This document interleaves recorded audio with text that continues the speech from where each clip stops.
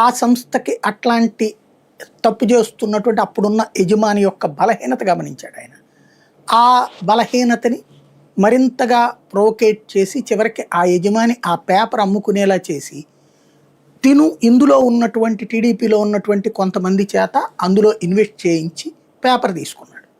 తీసుకున్నాక తెలివైన ఎత్తుగడ ఏంటి ఆ రోజున జరిగింది, ఆ జగదీష్ ప్రసాద్ అనుకుంటా యజమాని భూములతో సహా అంటే యావదాస్తి అన్ని హక్కులతో సహా అని రాయిపించుకున్నాడు.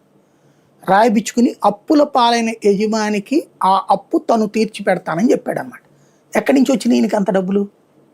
ఈయనేమన్నా సినిమాల్లో లాగా చెమటనిట్లాగా చల్లితే డబ్బులు రాలుతుంటాయా మనకి?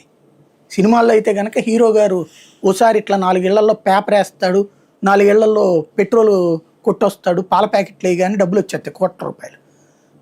ఇది నీ జీవితంలో సాధ్యమవుతుందా? మరి ఎక్కడి నుంచి వచ్చినాయి నీకు డబ్బులు? అకస్మాత్తుగా తెలుగుదేశంలో ఉన్న ఒక 4-5 నాయకుల చేత పెట్టుబడి పెట్టించారు చంద్రబాబు. ఎందుకు పెట్టించారు? తెలుగుదేశం పార్టీని ఎన్టీ రామారావు గారి నుంచి చంద్రబాబు గారు తీసుకోవడానికి సింబల్కి సంబంధించిన సమస్య వచ్చినప్పుడు, న్యాయపరమైన చిక్కులు వచ్చినప్పుడు ఆ విషయంలో కీలకమైన వ్యక్తులతో దగ్గరికి వెళ్ళి మాట్లాడొచ్చిన వ్యక్తి ఆయన. ఆ తెలుగుదేశానికి సంబంధించినటువంటి సింబలు